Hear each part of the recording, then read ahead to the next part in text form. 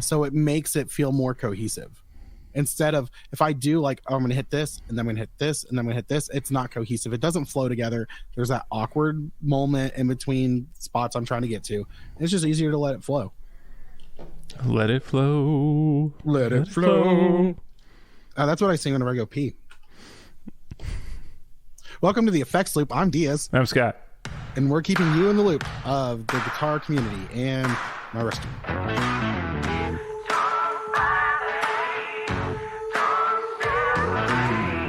Oh, now I gotta cut the episode at that spot.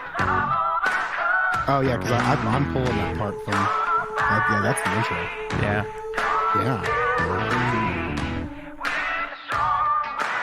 Or we could just not do that and be like, hey, if you want to know what I was talking about, you got to join the Patreon. That's an inside joke between all 7 of us. You can go to patreon.com/theeffectsloop and sign up and hear what I was talking about. Unless Scott wants to be nice and leave it in the episode. I think I'm cutting it. Cut it. Yep. Yeah. I mean, like, I don't know which way I'm going to cut it, but I'm going to cut it. Yeah, cut it somewhere. Yep. Cut it out. All right. What's new with you, Scott? How much time you got? Technically 3.5 hours. Yeah, we're not going that long. Okay. Because I got laundry I gotta get out of the dryer in like 30 minutes. So gear wise, yeah, my MC6 Pro. Nice. Got that programmed up. Yeah. You know, what's great about being on the bleeding edge of technology is you get cut. So there's some programming things that are not quite working. So I'm talking with their okay, let me put it this way. Morningstar controllers are some of the best out there. Like what you can do with them is so cool, and the programming of them is really easy. Yeah, the UI on it is phenomenal. And they keep making it better. Having said that, prefaced by, you feel like you're in perpetual beta with them. Ooh. Like there's always a broken feature or a bug fix they're trying to sort out. Like they never really get it like sorted. Or at least that's how I felt. Like I've always had like a bug I'm waiting for them to fix, or an error or something like, oh, you could do this. You should be able to do this, but it doesn't quite work. So like there's that frustration I have there where like it is the buggiest piece of guitar equipment I have. And has been like the MC6 Mark II I had before this. There's always something they were trying to fix. And like, when the Helix or the Quad Cortex doesn't update or Kemper doesn't update, they're always saying, oh, hey, here's bug fixes. But I'm always like, oh, I never experienced any of that. Yeah. The Morningstar, I definitely experienced them. I always wanted to do the, like, anytime I see bug fixes, I always look, and it's never something that I'm, like, upset about. Yeah. The Morningstar is real. Yeah, you are part of the few. Yeah, it just feels like you're in perpetual beta. So I joined their forum, and I'm talking with one of their developers right now, and I just sent them my master like file to look at. So they're gonna try to recreate my event. Okay, but I mean, they're also sold out again. Like Morningstar just cannot get enough chips for how much demand there is for their product. So yeah, it is cool that they're still working on like bug fixes and stuff, though. So that's in. I also got my Pedal Train Metro 24. So I've been slowly moving my Quad Cortex rig over to that and all the mods that I'm doing to the board. So that I cut out a chunk of it, of the center rail, so that I could fit my wireless underneath the board. That's all in. Pedals are on top. I got my Tall Feet mod sorted. You'll hear that if you listen to our pre-up. It only cost money. Yeah. It's only money. And so that's about to go in once we're done recording. And then I just got to zip tie and get all the cable management done. And that should be up and running. Very nice. But between those two projects, as well as I've been playing with my 2 notes again, because do we want to get into the train wreck or the Z-Rec discussion? Sure. I don't care. So, but between all 3 of those things, my house has just been in disorder mode. Like, I've been just, there's projects everywhere and it's messy and it's messing with my head. So I'm looking forward to having all these things done, putting stuff away, having a clean house again. I'm heavily affected by that, more so than I used to be. I don't know. I must be becoming more type A. So yeah, the last thing. So I went and Thursday and finally got to play Z-Rec live, like in reality. Mm-hmm. And I was sitting there. I couldn't find a speaker cab at Chicago Music Exchange that I liked with it. The Creamback was the closest thing, but nothing was really like doing it for me. So I was like, is it like, and I'm sitting there like, this is all acting kind of like my Vox, which shouldn't be a surprise. It's a Vox-like circuit. Mm-hmm. But I'm sitting there, I'm like, is it really just the speaker cab that's like the thing that's bugging me? Or the thing I want something different for? So I broke out my 2-notes, hooked up my Vox, started playing with it, and got my 2-notes finally organized with all the different types of speaker cabs that are built into it, and try and decide if I want to buy more. And that's another gripe for another day, I think, with 2-notes' model. But yeah, just set up like, well, how many did I send you? 8 different speaker options on the AC-15, and everyone had a different opinion on what they liked with it, but it was actually kind of a fun experiment of like what works, what doesn't. Mm-hmm. And yeah, so I got that all.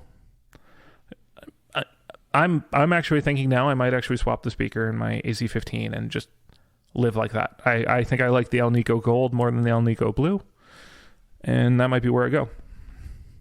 Very nice. Yeah. Sounds fun. So now that you've completely zoned out because I was talking too long, what's new with you? No, I was actually looking through the chat because I've been kind of absent. You have been emotionally absent in this relationship, Diaz. No, I really have. I had a very crazy week last week. I had, so one of my stores had to have a re-inspection, and it was going to be unannounced. We don't know when they're coming. And nobody expects a Spanish Inquisition. Well, and then Thursday I had a scheduled inspection at my other store, and so I've been kind of stressed about that for a few weeks.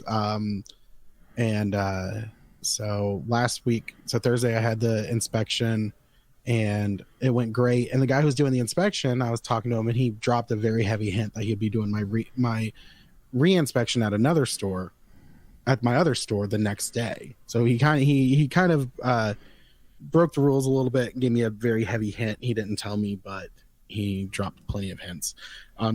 And so because I returned his hat to him, he left his hat at one of the stores, and I brought it back to him. So that was his solid. And so yeah, no, I've had a lot going on. And then this weekend I went to Kentucky. I got my Equinox back, which I'm very excited about. That's one of my favorite vehicles that I've ever had. So that thing's running like a dream. And so that's my what's new. I did get in the Clone V3 from Electromotive Sound Co. Oh yeah, you did. Yeah, that thing's sweet. I like it a lot. It has a high gain switch on it, which just bumps up the gain. Doesn't do a whole lot on the voicing, but it sounds phenomenal. I really like it. It reminds me a lot of my V1. So I'm thinking about running the V1 into the V3 on my board, which I don't know if that's too much or whatever, but I don't care. I can be extra. So I was actually thinking about pulling out my Electromotive clone. Yeah, it's a wonderful pedal. It is. Now that I have a Pedal Train Metro 20 just laying around doing nothing. Yeah. And I'm going to have that Snows Black Box coming at some point here. Yeah. So there's your bass tone right there. Hey, can you do me a favor? Yeah. Can you try to remind me on Wednesday to try to buy a Prince of Tone? Okay. Yeah. I need help remembering that. You can just set a Siri reminder. Yeah, but it doesn't remind me how I want it to. I don't know. It's like, do you tell it when to remind you? Okay. Hey Siri, set a reminder on Wednesday at 10 a.m. to buy a Prince of Tone. Remind me 10 minutes beforehand. Okay, a Prince of Town. Close enough. I think you're good. I hope so. Um. Yeah. Let's see. I can't buy a Princeton anymore. You've already bought your 2? Yeah, I've already bought 2. Yeah.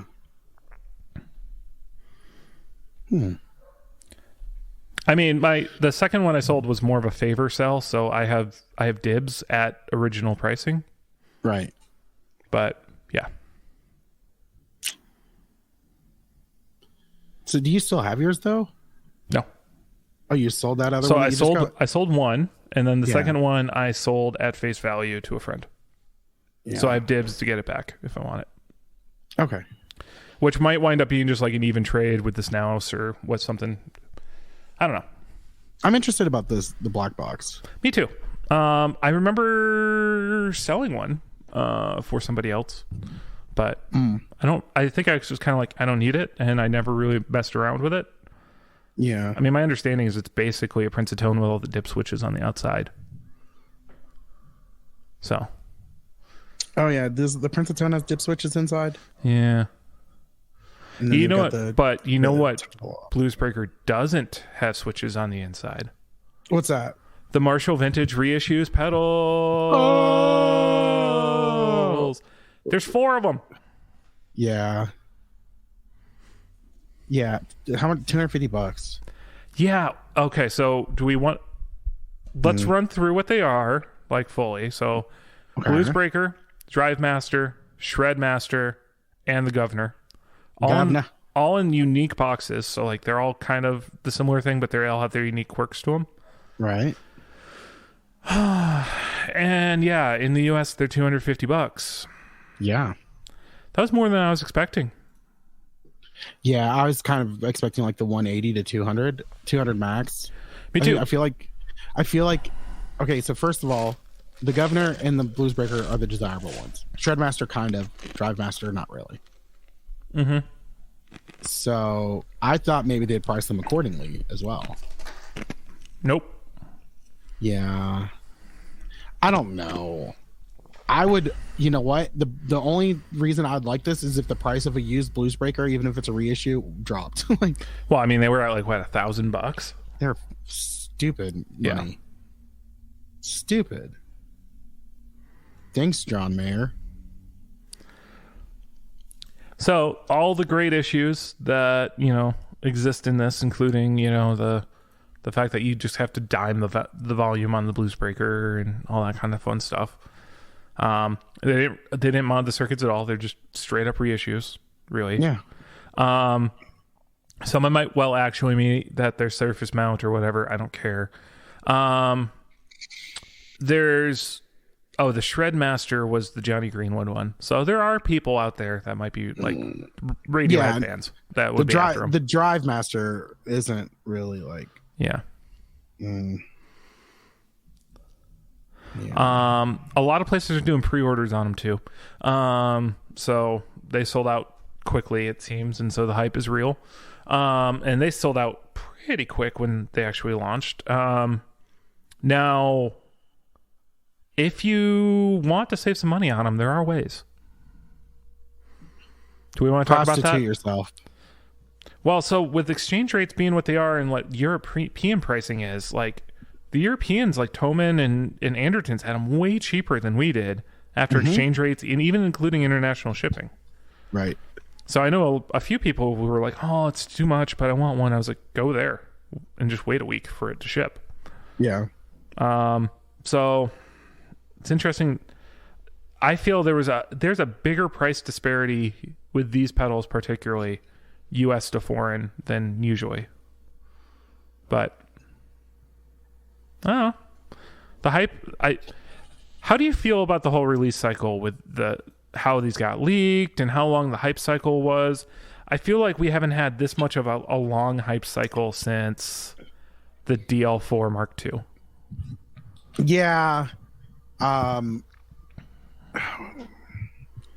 feel like Marshall should realize that I think you should be like aware of how long your hype cycle is.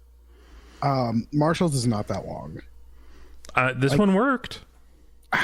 Yeah, but like, I mean, more so than any like Marshall amps come out and I go. So all of no. them are sold. Every one is sold out. Pretty much. Okay, pretty much, or like every type. Because I know last I checked, everything was sold out. Okay. I still just. You have the who the heck's buying the Drive Master thing. Yeah, who's buying the Drive Master? Like, even then, I don't think the Governor's that amazing. Well, the Governor when they did the other series, like the Jackhammer series, Tonehammer series. Yeah. Is it called Tonehammer? I actually believe it is the Tonehammer series. I thought that's Fender. It could be. Hammer Tone is what the Fender one is. Okay. Anyway, Marshall. Yeah, the Governor was one of those and seemed to do okay. Yeah. But I'm looking it up because I want to know what that series was called. I think they had the Tone Hammer or something like that. It doesn't even say what it is, what series it is. I don't know. They were good pedals. I had the Jackhammer from that way back when. How about something completely different? I'm down. Okay, are you tired of playing power chords? I'm tired of playing guitar, but yeah, power chords especially. Well, Mr. Black has a pedal for you. It's called the High Five Instant Power Chord Generator. I've got to say, legit, can't believe it took someone this long to kind of do this. I mean, you could do this with like harmonizers and stuff like that. Yeah, that's what I'm saying. But it's crazy that it's taken someone this long to just be like, hey, power chords in the box. Here's one where the second octaver is always stuck to fifth. Yeah. So yeah, you can control the fifth and an octave as well as the dry signal, and which will be your root note. Yep. And what I find that part interesting, how you can kind of affect the timbre of the chord. So yeah, it's the power chords for bass players. Even though bass players know how chords work if they're a good bass player already. Here's my question though. Why can't I just use this to play Metallica? Here's a fun one. Is Drop D dead? Oh, I hope so. Sorry. You don't need drop D tuning to play easy power chords anymore, right? Yeah, we just destroyed it. Yeah. Oh, you know what? Actually, we should do the Digitech drop into this. Yeah. Only play 3 notes. Turn them into power chords. Never learn a different key. Actually, and then you could get a whammy pedal and shift it. You could just play an E, an open. Just play one note. String. Yeah, an open E. I think you just came up with your avant-garde concept album there, DS. Yeah. Oh, you know what? Yeah. It's One Note But Mini. Yeah. That's the name of the album. One Note But Mini. Title of your sex tape. One note, but mini. And but is B-U-T-T. Sorry. All right. Now let's talk about the art. Okay, so listen, here's no, I'm just kidding. All right, let's move on. It's Mr. Black art. It's how much is no it? frills. $200. No, I was talking about for my album, but yeah. $200. That's pretty cool. Yeah, so they're only doing a limited run of 53 units, which I'm guessing are sold out at this point. Why is it only 53? Probably because he could only get so many chips. Oh, okay. He's like, I can only get 55, but I want one. And I'm gonna mess one up. Yeah, so I can also see this once this is live, like seeing how demand goes, they might make more of these. But yeah, they're sold out. So have fun paying ridiculous overpricing for things. Yeah. Anywho, let's talk about something else. Keytones Exchanger Pro offers a choice of 8 electric guitar pickups in one pedal. So it's the Variax system in a pedal. Yeah. Now you can sound like metal. Techno tried to destroy the metal. So you can do 50s, you can do a vintage single coil, hot rails. Yeah. Classic. So they've done pedals like this in the past, so this is sort of just the new incarnation of it. Wasn't there like a Seymour Duncan one that was supposed to make you sound like a single coil? Not ringing a bell, but all of Seymour Duncan's pedals, I don't really remember very well. But this is going to be $250. Has a launch price at $215 if you buy it direct, but yeah. Oh, they had the pickup booster. Never mind. Yeah. I was thinking of something else. Sorry about that. So, do I want to spill the beans on this or not? That you can basically do this with any IR pedal? Do it. Ruin someone's dreams. Yeah, so you can do this with any IR pedal if you want. Yeah. Yeah. All you gotta do is basically play the same thing with two different guitars. Mm-hmm. And then do a tone match IR off that using any built-in thing in your app, and then you have an IR that you can just turn on, and it'll make any pickup sound like the other pickup. Suckers. All right, how much is this again? $250. Oh, the launch offer of $215. Keys tones. Is it Keystones or Keys Tone? Keys. Okay. Key Z tone. Keysy Tone. Well, they are French. The Keysy Tone. And the croissant, oui, oui. Okay. All right. Behringer's new ring modulator will literally fill the gap left by Moog's Moogerfooger. Oh, this looks familiar, doesn't it? Yeah, it looks like a Moogerfoger. Yeah. Sorry, Moogerfoger, not Moogerfooger. Yeah, so it's, Behringer is teasing a clone of their latest prototype, and it's literally a clone down to the inch of the Moogerfoger MF102. Oh, this will be great for all you Incubus fans and everything. Yeah, so the original pedal was discontinued in 2018. Yeah. And they did come out with a plug-in version of it, but not a physical hardware version of it. No word yet on pricing or when it's going to come out or anything. I'm gonna buy all of these Moog clones from Behringer. I'm gonna buy all of them. I don't give a fuck. I mean, Moog made like 20 different pedals, so we'll see if they do all of them or not. But I want it so bad. You like the wood sides, don't you?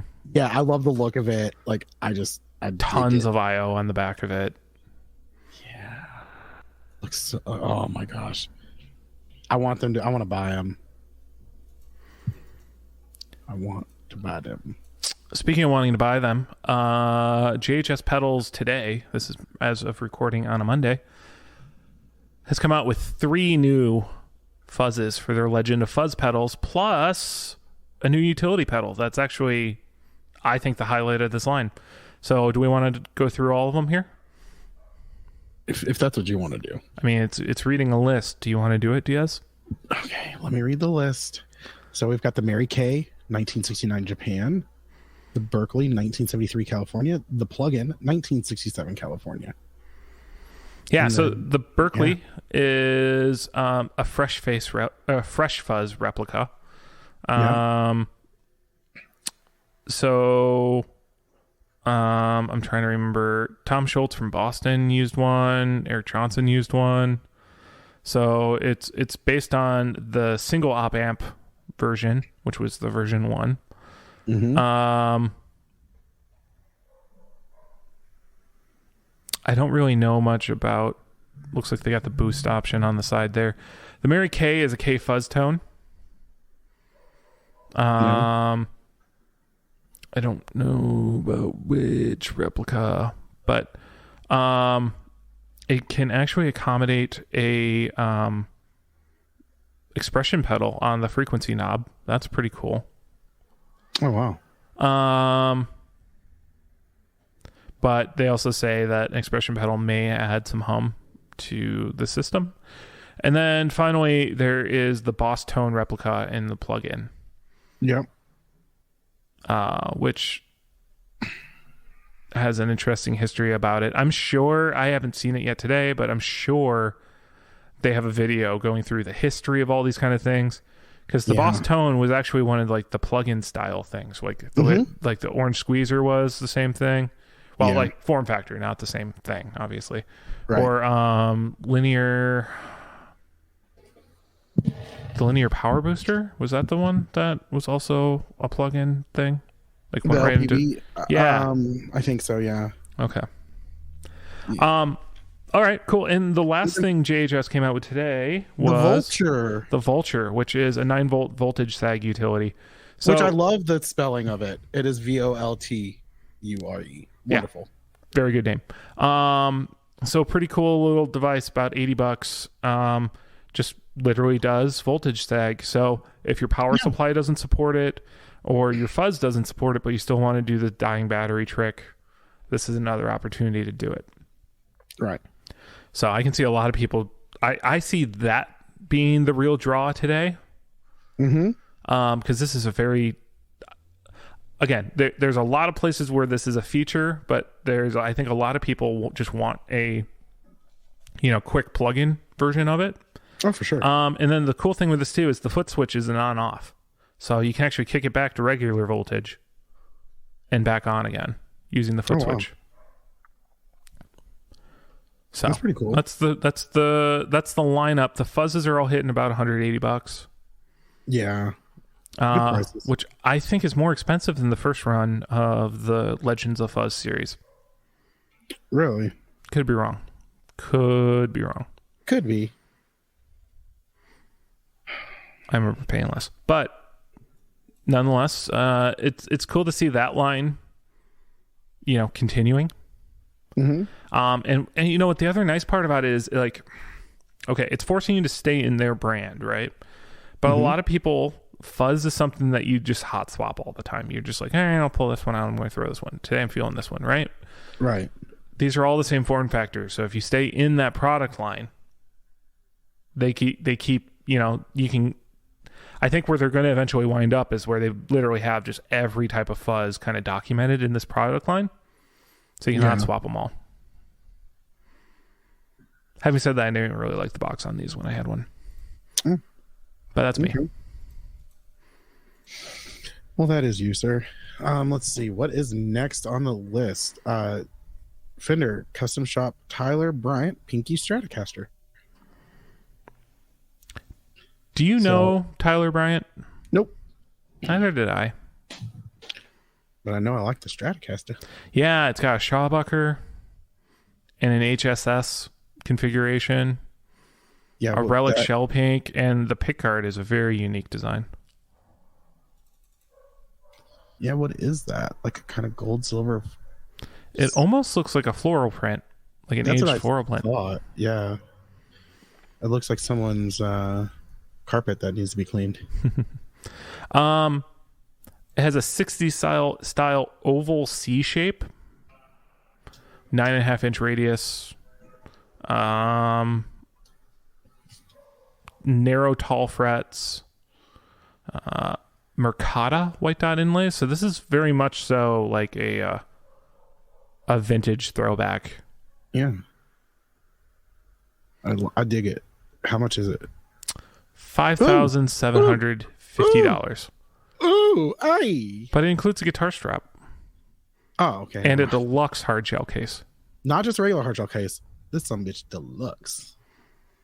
I can see people being really liking this, like vintage heads particularly. But your average player, that's out of their price bracket, obviously. Yeah.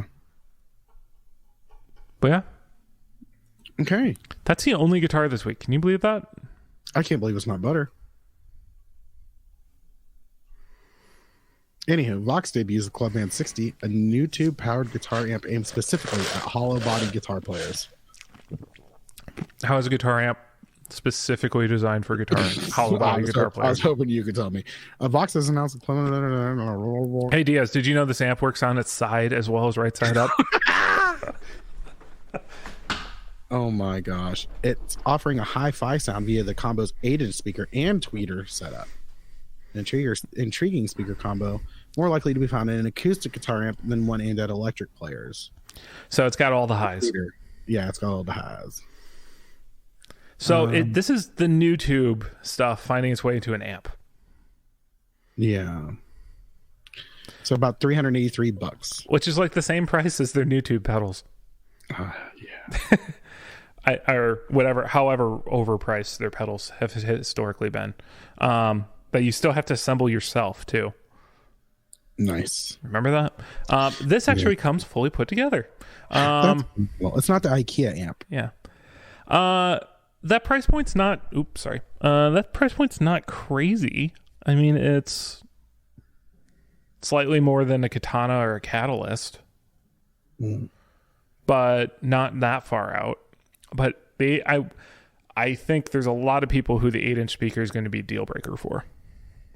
Yeah. It's got 2 channels. One's an ultra clean. I wonder, is this like, are jazz players going to just love this thing? Is that what they're trying to do? I don't know. Maybe. Yeah. Well, you want to know something that is actually interesting? Fender expands its ToneMaster amp arsenal with the release of digital modeling Princeton Reverb. They got the Princeton Reverb in the ToneMaster line now. Okay, so they have the Deluxe Reverb, the Super Reverb, the Twin Reverb, the Princeton Reverb. So what's left? The Basement? Yep. Is that it? And the Reverb. Just like the Reverb? Yeah, Reverb. Reverb squared. Yeah. And so, how much does this run for? Probably it's close. Usually, they're close to the same price of the actual ones. Yeah. Do we see a price? $8.99. I mean, a Princeton Reverb's a lot more expensive than it used to be too. They've gone up. Yeah, especially now that they're kind of like the one everyone's trying to get. Yeah, thanks. 60 cycle hum. I'd blame Chris Stapleton more than that. I don't know about that. Anyways, the 65 Princeton Reverb 1x10 is $1,400. 68 custom Reverb $1,300. They also have a 2800 64 custom Princeton Reverb. They got the Princeton Reverb DSP for $250 used at Guitar Center. Woo woo. Yeah. Stuff's getting more expensive. It's like everything is really shooting up in price. They've got a Princeton Reverb amp, 68 custom 1x10 12 watt for $780 used. Yeah, those are the not actually silver face, but they were silver aesthetic. Yeah. A lot of people like those. Well, there's one on Guitar Center's used website, so you can buy it and then them call you and say, and then them just cancel your order, and you call and they're like, "Oh, we already sold it 3 days ago." So I got a story here. Story time. Yay, tangent. So when I was on Chicago Music Exchange on Thursday, I was waiting. So I'd been working like just messaging with one of their reps back and forth. Like once you buy a high end guitar from them, they start emailing you and like checking in because you're a whale now, I guess. But yeah, so I've now gotten paired up with a guy who just like periodically is like, "Hey, what are you looking for? I can keep an eye on the used market." Like they do that kind of stuff for you too if you're friendly enough.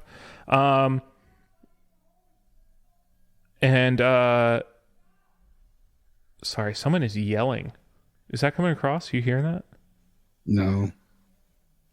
I think it's my neighbor yelling at their dog for barking and barking and barking because it's been doing that. So I'm waiting for the dude. He's like busy with another customer or whatever, but and he hid the amp. Like I did a walkthrough of the amp rooms. The amp wasn't out. And so I was just like, I don't know if it's here or not. He had it in the back room.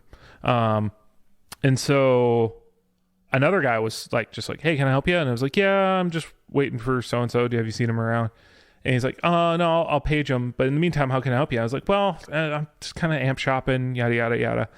Kind of explained a little bit of like, I'm just kind of in the mode to kind of try some other stuff, see what else is out there. Here's what I've got now. He just really latched on to something where he's like, well, if your super reverb's too heavy, have you tried out the Tone Master? And just kept pushing the Tone Master on me, which I thought was like a weird thing to gravitate towards, where I was like, dude, I am huge. The weight is not the issue. Yeah. But yeah, he actually like got me to go over to a Tone Master that was on the floor and picked it up. And I was like, they are a lot lighter. Oh yes, they are. Like appreciably lighter. They're not necessarily like paper light, but like I can definitely see the draw there if you're constantly lugging a combo around, especially like the smaller ones. Like this was a super I picked up, so like, it was not a small boy. But like the Deluxe or the Princeton, getting those things down to like 30, 40 pounds, like changes a lot. Yeah. And no wear and tear on tubes. So I can definitely see, particularly like the regular gigging musician, them being like a really good option. But for some reason, I just can't get interested in them. Partly, I think, just because I already have a Fender that I like. Yeah. So that's the end of my tangent. Okay. Cool. All right. Thank you for half paying attention, Diaz. You're welcome. All right. So Seymour Duncan and Mark Holcomb unveil Scarlett and Scourge humbuckers, allowed for crushing tone through amp modelers. So was he originally the Alpha and the Omega? Was that originally Mark Holcomb's pickups? I have no idea. Because he's had signature pickups before. That was like part of the draw of his PRSs. Yeah, I don't know. Scourge I have no idea and about Scarlet. So it's a 1-2 punch, a ceramic and Alnico 8 design. Apparently designed for modeling amps. I don't really know how you do that. So they have them in 6, 7, and 8 string models. Yeah. They have a matte black finish on them if you want. Yeah, so the Alpha was his original one. The Scarlet is the similar one compared to that, and the Scourge is the other one.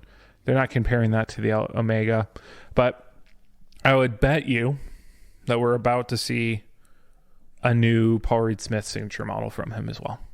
You think so? I mean, if he's coming out with new pickups, yes. And also they have a new album coming out too. So all probably hovers all around all those things. So there you go. I don't see a price tag on them. Did you? No, I didn't see one.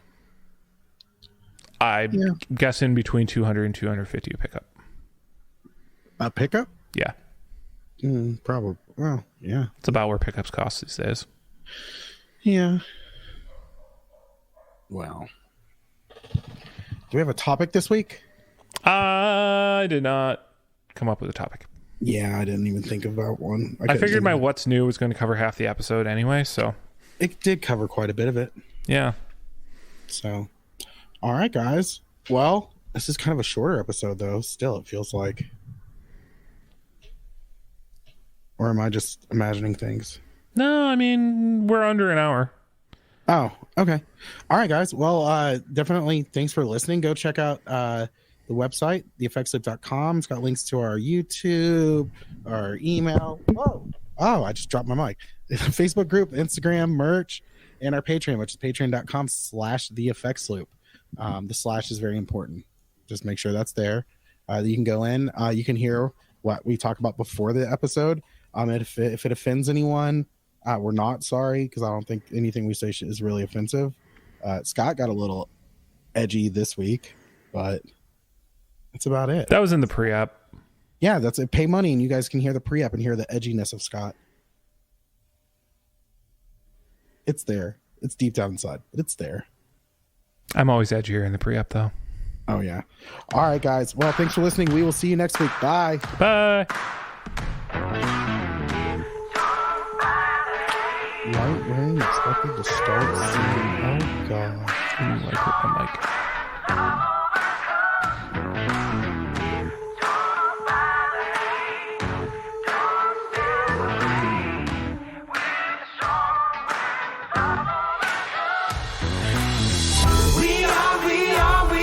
strong. We have to just keep pushing along. We are one. So let's come together, show 'em some love. There are many things that this world needs, but the most important one is unity. United we stand, divided we fall. Through the ages this has been the same old song. Yeah. Don't fight, don't stand. We're strong, follow the call.